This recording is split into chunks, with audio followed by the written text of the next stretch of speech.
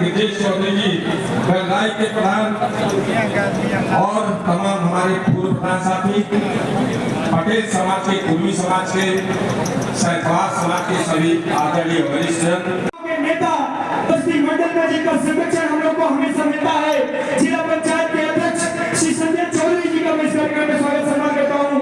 साथियों, हमारे बीच क्षेत्रीय उपाध्यक्ष श्री संजीव राज जी उपस्थित हैं। समय कम है, क्योंकि मंच में ज्यादा लोग हमारे सभी अभिभावक बैठे हैं, इसलिए मंच के माध्यम से, सम्मानित मंच के माध्यम से आप सभी को प्रणाम करता हूँ।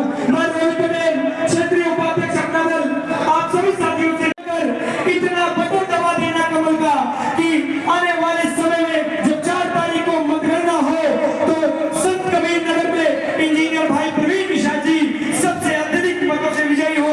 साथियों, चौधरी जी के आत्मसम्मान का चुनाव है, इस चुनाव को अपना मानते हुए आप सभी अपने आप को प्रवीण निषाद मानते हुए अपने बूथ में जाके 25 तारीख को पहले मतदान, फिर जनता के साथ नारा लेकर 25 तारीख को कमल के सामने भारी से भारी मतों से विजय बनाना है। साथियों, बहुत बहुत धन्यवाद। जय सरदार, जय जय। कार्यक्रम में विशेष रूप से ब्लॉक प्रमुख समझियामा मुमताज जी, कार्यक्रम में विशेष रूप से पूर्व जिला अध्यक्ष अपना दल, क्षेत्रीय उपाध्यक्ष अपना दल श्रीमान रोहित पटेल जी, कार्यक्रम में विशेष रूप से नगर पालिका के अध्यक्ष जगत जायसवाल जी, कार्यक्रम में विशेष रूप से गौतम चौधरी जी, अबुलाल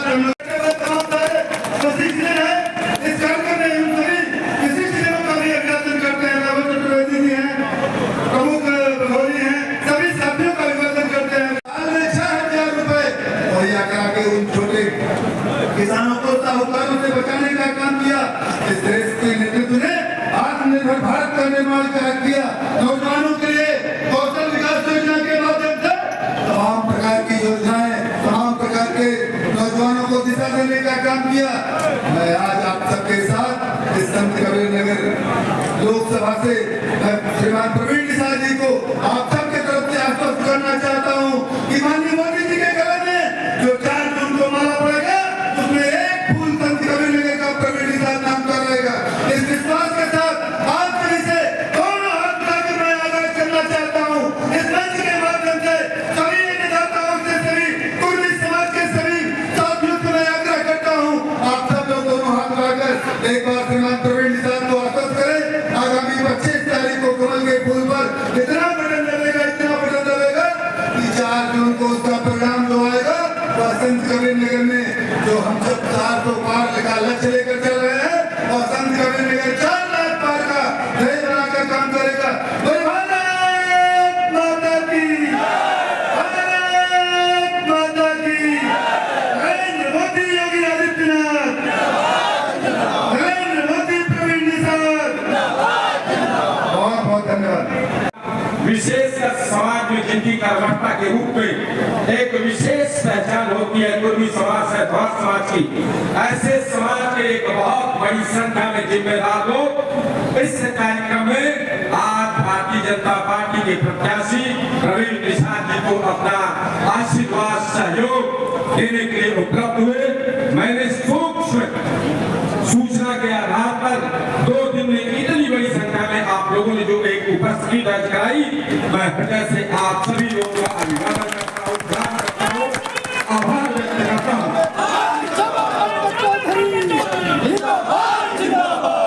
सम्मानित लोगों, मैं भी भारतीय जनता पार्टी से 2 बार चुनाव लड़ा था, 12 में चुनाव लड़ा, 17 में चुनाव लड़ा, जीता, खलीलाबाद से विधायक का। 17 में कुछ ऐसी परिस्थितियां बनी, बाबा ने आपको मुमताज को लेकर के इसकी बोर्ड चेयरमैन और ब्लॉक प्रमुख की 1-2 सीटों को लेकर भारतीय जनता पार्टी से मेरी अंदर हो गई और मैं समाजवादी पार्टी में चला गया। 22 से समाजवादी पार्टी से मैं चुनाव लड़ा, हार गया। इसमें से बहुत सारे लोग, मैं स्पष्ट रूप से बताना चाहता हूँ, 22 के चुनाव में मेरे साथ थे। कुर्मी समाज के लोगों से हमारा दल का नहीं, हमेशा दिल का रिश्ता है।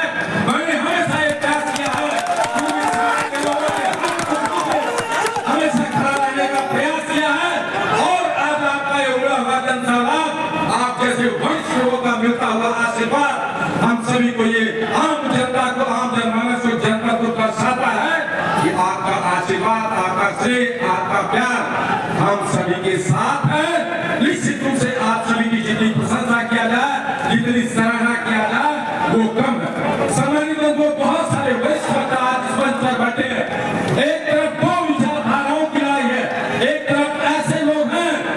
देश को जाति धर्म और धर्म के आधार पर तोड़ना चाहते हैं। दूसरी तरफ आदरणीय नरेंद्र मोदी जी जो सरदार वल्लभ भाई पटेल के पच्चीनों पर चलते हुए देश के सर्व समाज का सबका साथ सबका विकास की बात करते हुए पूरे देश और देशवासियों के उत्थान का की बात करते हैं, प्रयास करते हैं।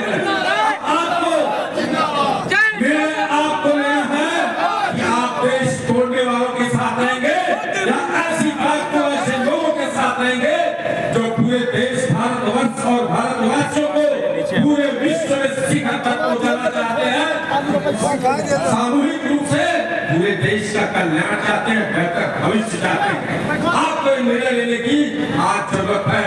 सम्मानित बंधुओं, जो आपकी आशंका और विशेषकर हमारे जिम्मेदार लोगों को पूरी संख्या जो आज आई है, मैं चाहूंगा एक बार आप जैसे सरदार पटेल जी ने तमाम रियासतों को जोड़ करके भारत को अखंड राष्ट्र का निर्माण किया था, हाथ उठाकर एक बार आप लोग बोलिए कि प्रवीण निषाद बाबा का आशीर्वाद देकर के लोग स्वागत छोड़कर बोलेंगे नरेंद्र मोदी जिंदाबाद, जिंदाबाद, जिंदाबाद, प्रवीण निषाद जिंदाबाद, जिंदाबाद, जिंदाबाद, भारतीय जनता पार्टी जिंदाबाद, जिंदाबाद, जिंदाबाद। बहुत बहुत धन्यवाद। जय श्री राम, जय श्री राम, जय सरदार, भारत माता की बहुत बहुत धन्यवाद।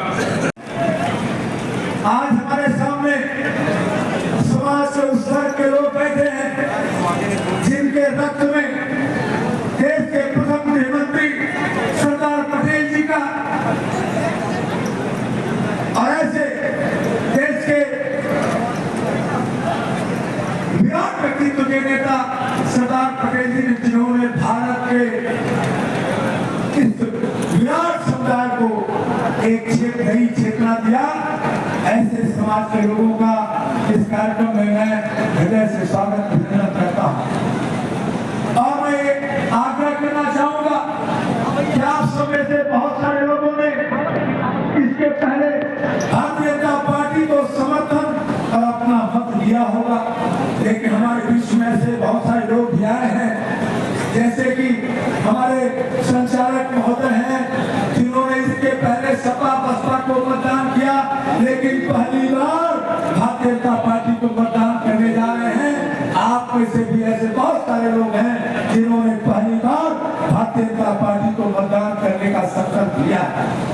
और आपके संकल्पों से हमारे देश के यशस्वी प्रधानमंत्री मोदी जी ने, जिन्होंने पिछले 10 वर्षों में भारत के करोड़ों गरीबों, दलितों, वंचितों, शोषितों के लिए उनके जीवन में परिवर्तन लाने का काम किया है। भारत सरकार की हर गरीब कल्याण की योजना जन जन तक पहुंचाने का काम किया है। और आदरणीय मोदी जी ने इस बार जो नारा दिया है, अब की बार 400 पार, तीसरी बार मोदी सरकार, तो ये नारे को, इस संकल्प को, आदरणीय मोदी जी के इस संकल्प को सिद्धि तक पहुंचाने का कार्य आप सब करने वाले हैं। इसके लिए मैं आप सबका विशेष रूप से हार्दिक अभिनंदन और आभार प्रकट करता हूं। बस अपील करते हुए कि अगर 25 तारीख को हम सब मिलकर के पूरी ताकत के साथ कमल का बटन दबाएंगे और ये भी प्रयास करेंगे कि जिन लोगों ने अब तक कमल का बटन नहीं दबाया उनको भी ले जा करके कमल का बटन दबाने का कार्य कराएंगे। और इसी के साथ मैं एक बार फिर से आप सबका अभिवादन करते हुए अपनी वाणी को देता हूँ विराम। का काम किया गया और अभी माननीय श्री राम चौहान जी ने आप सभी लोगों को बताया कि एक मजबूती के रूप में अगर हम लोग अपनी एकता और एकजुटता का परिचय देते हुए इस प्रकार माननीय पूर्व विधायक जी ने अपने साथियों के साथ इस पूरे खैराबाद विधानसभा सहित पूरे लोकसभा में सभी लोगों को जोड़ने का, भारतीय जनता पार्टी के पक्ष में मतदान करने का, प्रचार प्रसार करने का जो अभियान तेज किया, इसके लिए भी मैं सभी सम्मानित साथियों को साधुवाद देना चाहता हूँ। सभी लोगों ने भारतीय जनता पार्टी की नीतियों को बढ़ाने का काम किया। सभी लोग अपने भाषण के माध्यम से, अपने उद्बोधन के माध्यम से भारत सरकार की योजनाओं को गिनाने का काम किया, उस पर मैं नहीं गाना चाहूंगा। मैं आपके बीच में उपस्थित हुआ हूँ, मात्र निवेदन करने आया हूँ कि आज ये आपका बेटा या आपका भाई उस लोकतंत्र के सबसे बड़ी पंचायत के सदस्य के रूप में, प्रत्याशी के रूप में आपके बीच में उपस्थित हुआ है।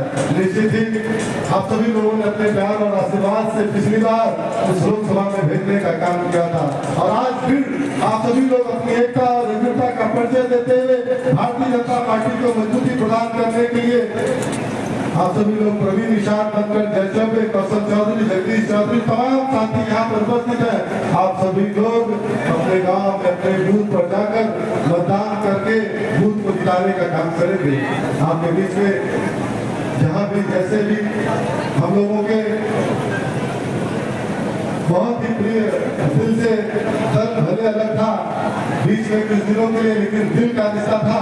जब भी हम लोग की गाड़ी क्रॉस करती थी या आमने सामने हम लोग मिलते थे तो भैया से बात होती थी, बड़े भैया यहाँ पर उपस्थित थे रुद्र प्रताप जी भी, वो लगातार हम लोग के संपर्क में रहते थे। राजनीतिक विश्लेषण, राजनीति कैसे की जाएगी, कैसे आगे हम सभी लोग बढ़ा जाए, पूरी ताकत के साथ पूरा चतुर्वेदी परिवार आज के दिन में भारतीय जनता पार्टी को मजबूती प्रदान करने के यहाँ पर उपस्थित है।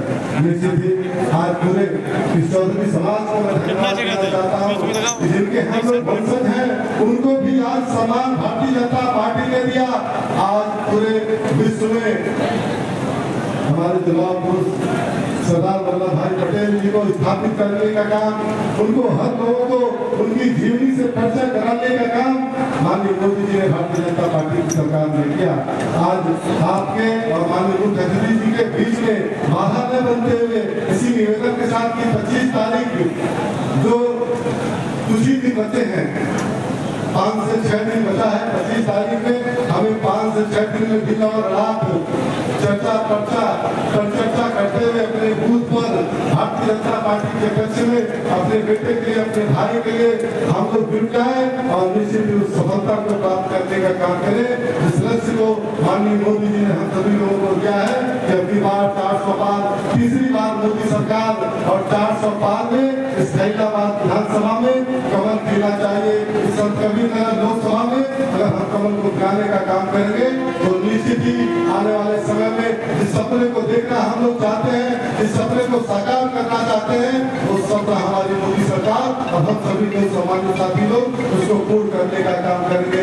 आपके बीच में आपका भाई वादा करता है कि कहीं भी आपके मान सम्मान में कमी नहीं होने देंगे। यहाँ पर उपस्थित कई ऐसे जनप्रतिनिधि हैं, करीबन 50 से ज्यादा हमारे ग्राम प्रधान उपस्थित हैं, बीडीसी सदस्य उपस्थित हैं, पूर्व प्रधान उपस्थित हैं। मैं आप सभी सम्मानित साथियों को आभार व्यक्त करना चाहता हूँ, धन्यवाद ज्ञापित करना चाहता हूँ कि पूर्व में मेरी राजनीतिक अनुभव भी कम है और उम्र भी कम है। क्यों दादाजी?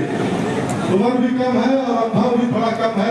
आप लोगों से अनुभव लेते हुए हम लोग आगे बढ़े और निश्चित ही नए संत कबीर नगर के संकल्प को आगे बढ़ाने का काम करें, अपने संत कबीर नगर जिले को आगे बढ़ाने का, अपने क्षेत्र को विकास की मुख्य धारा से जोड़ने का हम लोग काम करेंगे। इन्हीं सब बातों के साथ एक बार पुनः समस्त मंच को प्रणाम करते हुए, आप सभी सम्मानित साथियों को प्रणाम करते हुए, आप सभी से आशीर्वाद लेते हुए मैं अपनी वाणी को भारतीय जनता पार्टी में चुनिया राय जी, मुन्ना राय जी का स्वागत है और राहुल यादव जी। निश्चित तौर से परवीन का जब फोन आया तो मैं मना नहीं कर पाया। अगल बगल कई जिलों से फोन आ रहा है कि मैं जा नहीं रहा हूँ। इन परवीन इतना मेरा सम्मान करते हैं कि आप इज्जत देते हैं और मैं भी उतना इज्जत सम्मान उनको देता हूँ और पार्लियामेंट में समय समय पे उनको मैं दिशा भी देता रहता हूँ और निश्चित तौर से उस पर चलने का भी प्रयास करते हैं। इस नाते आज मुझे यहाँ पर आप सबके बीच में आने का अवसर मिला। मैं जय चौधरी जी को भी बहुत धन्यवाद दूंगा जिन्होंने अपने कम समय में इतनी बड़ी संख्या हमारे समाज के लोगों के यहाँ पर एकत्रित करिए, एक साथ मुझे मिलने का अवसर दिया है, उनको भी मैं बहुत बहुत बधाई देता हूँ। साथियों, परवीन बहुत ही सज्जन किस्म का है। अभी तो आप लोग जुटे हैं, मैं खासतौर से अपने पूर्व प्रमुख मुन्ना राय जी का भी स्वागत करता हूँ जिन्होंने आज भारतीय जनता परिवार में सम्मिलित हुए हैं, उनका भी मैं स्वागत करता हूँ क्योंकि आप सब प्रवीण को अभी आज आप सोचोगे हम लोग मेरा साथ देने आए हैं, लेकिन मैं करीब 10 साल से प्रवीण को जानता हूँ। निहायत ही शरीफ आदमी है और सबका सम्मान करते हैं। बीच में थोड़ा इनका तबीयत खराब होने के नाते जरूर थोड़ी उपस्थिति कम हुई और मुझसे बड़ी चिंता में करते थे कि भैया मैं क्षेत्र में नहीं जा पा रहा हूँ, हम कहते हैं स्वास्थ्य आप ठीक करो, क्षेत्र में जाना भारतीय जनता पार्टी के कार्यकर्ता है। और मैंने इस चुनाव के पहले भी कहा था कि भारतीय जनता पार्टी का कार्यकर्ता राष्ट्र बनाने का काम करता है, राष्ट्रभक्त होता है, और जो भारतीय जनता पार्टी का कार्यकर्ता होगा आप जाकर केवल उनकी बात सुन लेना, सुनाने के बाद वो कार्यकर्ता स्वयं लग जाएगा। आज मैं संयोजक जी से पूछ रहा था कि क्या हाल है, तो पता चला कि सारे कार्यकर्ता आज कहीं ना कहीं सभी लोग लगे हुए। तो ये चुनाव कोई परवीन निषाद या पंकज चौधरी चुनाव नहीं लड़ रहे, ये चुनाव कहीं ना कहीं हम देश के तकदीर और तस्वीर का फैसला कर रहे हैं। क्योंकि अगर आप आजादी के 60 साल तक देखो तो एक परिवार एक पार्टी की सरकार इस देश में रही, और अगर आप 10 साल देखो तो 2014 के बाद से नरेंद्र मोदी जी इस देश का बागडोर संभाल रहे हैं।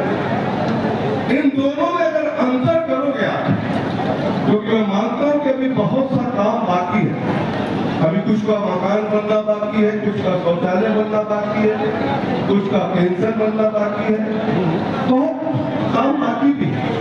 लेकिन जब आप तुलना करेंगे कि 2014 के पहले का भारत क्या था, 2014 के बाद का भारत क्या है, 2014 के पहले उत्तर प्रदेश की क्या स्थिति थी और 2014 के पहले संत कबीर नगर की क्या स्थिति थी, जब आप मूल्यांकन करेंगे तब आपको समझ आएगा। 2014 के पहले भारत को एक कमजोर राष्ट्र के रूप में जाना था, भारत एक मांगने वाला देश के रूप में था, भ्रष्टाचार के नाते कहीं ना कहीं प्रसिद्ध था। 2014 के पहले कोई महीना नहीं बीतता था जब कहीं ना कहीं एक भ्रष्टाचार देश के सामने उजागर होता था। लेकिन मैं दावे के साथ कह सकता हूं कि 10 साल के भीतर जब से नरेंद्र मोदी देश का बागडोर संभाले हैं, देश में कोई भी भ्रष्टाचार का आरोप किसी विरोधी ने भी हमारे नेता पे या हमारे सरकार पर लगाने की जरूरत नहीं करता। इस देश की पहचान केवल मानने वाली देश है। अगर कोविड काल में अगर आप देखें तो नरेंद्र मोदी ने जो बहुत बड़ा महामारी आया था, पूरा दुनिया कहीं ना कहीं चिंतित था कि भारत का क्या होगा, क्योंकि 140 करोड़ का यहाँ जनसंख्या है, कैसे भारत संभालेगा, और भारत के लोग पूरी दुनिया में रहते हैं, कैसे ये दुनिया में फैलाने का काम करेंगे। देश के यशस्वी प्रधानमंत्री ने अपने वैज्ञानिकों पे भरोसा किया, उनको संसाधन दिया, उनको सुविधा दिया, और मैं देश के वैज्ञानिकों को धन्यवाद ज्ञापित करूंगा कि जिस देश में 35 साल तक पोलियो का वैक्सीन नहीं बन पाया था, तो देश के वैज्ञानिकों को जब सहायता मिली, सुविधा मिला, हमारे देश के वैज्ञानिकों ने एक नहीं 2 वैक्सीन 9 महीने के भीतर दे करके 220 करोड़ देश की जनता को वैक्सीन कराने का काम किया। और इतना ही नहीं, जो भारत की पहचान थी मांगने वाली देश की, आज कहीं ना कहीं दुनिया में 100 से ज्यादा देशों को वैक्सीन दे करके हमने भारत का जो वसुधैव कुटुंबकम का नारा है उसको भी चरितार्थ करने का काम नरेंद्र मोदी जी ने किया है।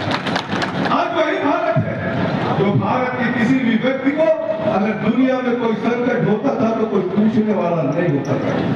लेकिन याद करो आप, रसिया और यूक्रेन का युद्ध हुआ था, हमारे 24,000 बच्चे फंसे हुए थे, लेकिन आज भारत की वो हैसियत है, देश के यशस्वी प्रधानमंत्री रसिया के राष्ट्रपति से भी वार्ता करते हैं, यूक्रेन के राष्ट्रपति से भी वार्ता करते हैं, और युद्ध विराम करा करके 24,000 बच्चों को लेकर भारत जाकर उनके घर तक पहुंचाते हैं। ये भारत की स्थिति मोदी जी ने बनाया। भारत का अर्थव्यवस्था 11वें स्थान पर था, आज का कहीं ना कहीं कोविड जैसी महामारी और दुनिया में दो युद्ध जूझने के बाद भी आज भारत का स्थिति हमने सबसे तेज गति से अर्थव्यवस्था बढ़ने वाली देश बनाई और आज 500 स्थान पर आई। मैं अर्थव्यवस्था की बात इसलिए कहूँ क्योंकि वित्त मंत्री हूँ। जिस गति से बढ़ रहा जो लक्ष्य है कि 2027 को तीसरे स्थान पर आना है, क्योंकि जब तक देश की अर्थव्यवस्था ठीक नहीं होगा तब तक गरीबों का कल्याण नहीं होगा। आजादी के बाद से देश में जात के नाम पर, धर्म के नाम पर, क्षेत्र के नाम पर, भाषा के नाम पर मत पड़ता रहा। मेरी मोदी जी 2014 में आए हैं, तब से 2014 के बाद से कहीं ना कहीं मोदी जी ने जो नारा दिया सबका साथ सबका विकास, सबका विश्वास और सबका प्रयास, और अगर आप देखें जो 60 साल से दुर्भाग्य था हमारा इस देश में गरीबों के लिए शौचालय तक नहीं, इस देश में अभी तक 60 साल में हर गांव तक बिजली नहीं पहुंची। आज मोदी जी ने जो संकल्प बताया कि गरीबों का कल्याण हमें करना है, तो बिना किसी भेदभाव, चाहे हिंदू हो, चाहे मुस्लिम हो, चाहे अगड़ा हो, चाहे पिछड़ा हो, चाहे दलित हो, चाहे वोट दिया हो, चाहे ना दिया हो, उसकी चिंता नहीं किया। जिस योजना को उठाया उसको कहीं ना कहीं समाप्ति की तरफ ले जाने की तरफ बढ़ाना नहीं देना कि मकान देना है तो सबको देना है, शौचालय देना है तो सबको देना है, गैस देना है तो सबको देना है, 6,000 रुपया किसान सम्मान निधि देना है तो सबको देना है। अब यह किसी भेदभाव के काम को नहीं करता है। मैं आपसे अपील करना चाहता हूँ, हम सबको अपनी पहचान भी बनानी चाहिए कि हम सब भारतीय जनता पार्टी के, क्योंकि हमको पार्टी ने मेरे ऊपर बहुत एहसान किया है। नौवीं बार लगातार मुझे टिकट देने का था, नौवीं बार मुझे लगातार टिकट देने का था, और भारतीय जनता पार्टी तो सभी समाज को लेकर के चर्चा करती है। आज कहीं ना कहीं अगर देखिए तो हम सबको जो कहीं ना कहीं आरक्षण दिलाने में भी रोल भारतीय जनता पार्टी का रहा है। सहयोगी दल भी उस समय तब आरक्षण लागू हुआ था, मंडल कमीशन पर लागू हुआ था, अब तब से पड़ा अब तक चला आ रहा था, संवैधानिक शक्ति देने का भी काम किया तो भारतीय जनता पार्टी ने देने का काम किया। आज लोग पिछड़ों की बात करते हैं। अगर भारत सरकार के मंत्रिमंडल उठाकर आप देखें, भारत के इतिहास में पहली बार दिल्ली के कैबिनेट में 27 पिछड़े मंत्री बनाए गए हैं, 27 पिछड़े मंत्री बनाए गए हैं। अगर आप भारत के पार्लियामेंट को उठा करके देखें, जितने सांसद हैं उसमें 85 सांसद पिछड़े समाज से आते हैं, पिछड़े समाज से आते हैं। कहीं ना कहीं सबकी हिस्सेदारी देने का काम भारतीय जनता पार्टी करती है। अगर आप विधायकों को उठा करके देखें तो 365 विधायक भारतीय जनता पार्टी को, जिसमें 40% होता है आज वो भारतीय जनता पार्टी से। ये कहना बहुत आसान होता मित्रों, लेकिन आज भारतीय जनता पार्टी गरीबों का भी सम्मान कर रही है, गरीबों का भी सम्मान कर रही है, और कहीं ना कहीं अपने धार्मिक आस्थाओं का भी उत्थान कर रही है, अपने महापुरुषों का भी सम्मान कर रही है। एक जहां गरीबों का कल्याण कर रहे हैं, वहीं पर अगर आप देखें तो चाहे महाकाल का कॉरिडोर हो, चाहे काशी विश्वनाथ का कॉरिडोर हो, और चाहे 500 साल पुराना जो हमारा इंतजार था वो रामलला का मंदिर का स्थापना भी कहीं ना कहीं नरेंद्र मोदी के माध्यम से। कौन हमारी सम्मान कर रहा है, कौन हमें इज्जत दे रहा है, ये कहने के लिए होता है। पिछड़ा पिछड़ा जो बात करते हैं, जब सरकारें आती हैं तो कौन उसका मालिक होता है, इसको आपको विचार करना पड़ेगा। जो पिछड़ों के नाम पर सरकारें बनती है उसका अगुवा कौन होता है, इस देश का इस प्रदेश का मुख्यमंत्री कौन होता है, प्रदेश अध्यक्ष कौन होता है। लेकिन भारतीय जनता पार्टी एक ऐसी पार्टी है कि यहाँ का बैठा हुआ कोई भी कार्यकर्ता कभी भी अपने कार्यों के बल पर, चाहे किसी भी जाति का हो, यहाँ पर आकर के बैठ सकता है, इस प्रदेश का मुख्यमंत्री बन सकता है। आज पिछड़ों की दुहाई देने वाले लोग कह रहे हैं, संविधान की दुहाई देने वाले लोग कह रहे हैं कि भारतीय जनता पार्टी संविधान समाप्त कर देगी। अरे भारतीय जनता पार्टी संविधान की पूजा करती है, संविधान के आधार पर चलने का काम करती है। मैं आपसे पूछना चाहता हूँ कि बाबा साहब भीमराव अम्बेडकर के संविधान में लिखा हुआ है कि धर्म के आधार पर आरक्षण नहीं हो सकता है। इस संविधान में स्पष्ट लिखा हुआ है कि धर्म के आधार पर आरक्षण नहीं हो सकता है। लेकिन कांग्रेस के लोग बतावे कि कर्नाटका के विधानसभा में SC, ST, OBC पे 4% आरक्षण काट के आपने एक संप्रदाय प्राणाभिषेक को देने का काम किया है आपके मैनिफेस्टो में है। क्या देश में आप SC और OBC का आरक्षण घटाने वाले हैं? ये सवाल आपको करना चाहिए समाजवादी पार्टी और कांग्रेस से, क्योंकि कांग्रेस ने जारी किया है और उनके मैनिफेस्टो में सम्मिलित है। उसमें सहयोगी कहीं ना कहीं समाजवादी पार्टी भी है जो पिछड़ों की बहुत कैसी बनती है। जरा बताओ कि क्या देश से पिछड़ों और दलित के आरक्षण में जनता की गाड़ी गाड़ी कमाई, जिन लोगों ने भी भ्रष्टाचार किया हो किसी को बख्शने वाले हम नहीं। आज इसके नाते सामने था क्योंकि वो जानते हैं कि देश का चौकीदार बहुत सख्त है। जिस दिन तीसरी बार अगर नरेंद्र मोदी प्रधानमंत्री बन गए एक भी भ्रष्टाचारी बचने नहीं पाएगा, सबको जेल जाना पड़ेगा। इसलिए बिना मेल के सारे नेता एक मंच पे खड़े। आप सबने देखा है कि 2014 के पहले कोई महीना नहीं बीता था जब कोई घोटाला आपके सामने नहीं आता। और आज कांग्रेस वाले जिसको भूले नहीं। अभी आप देखिएगा बिना सत्ता में रहे हुए 4 महीना पहले की घटना है। उड़ीसा में एक राज्यसभा के सांसद जो है साहू जी कांग्रेस से, ईडी ने जब छापा मारा तो कांग्रेस कहा कि भाजपा वाले ईडी और सीबीआई छोड़ दिए। अरे ईडी और सीबीआई बनाया हुआ हमारा नहीं है भैया, पहले से ही सीबीआई है। और ईडी सीबीआई अगर आपको पकड़ती है तो अदालत भी है। आज केजरीवाल को घूम घूम के मुख्यमंत्री बदल रहे हैं। 1 तारीख को चुनाव खत्म हुआ, 2 तारीख को केजरीवाल फिर तिहाड़ जेल के भीतर जाएंगे क्योंकि कोर्ट ने उनको क्लीन चिट नहीं दिया। आज कहीं ना कहीं अगर देखेंगे आज तक छुट्टी नहीं है। उड़ीसा के राज्यसभा के MP कांग्रेस के उनके घर से 300 करोड़ रुपया नगद बरामद हुआ है। नगद बरामद ये दी जाकर रखी थी कि मोदी ने लगवा दी। अभी हाथ हफ्ता पहले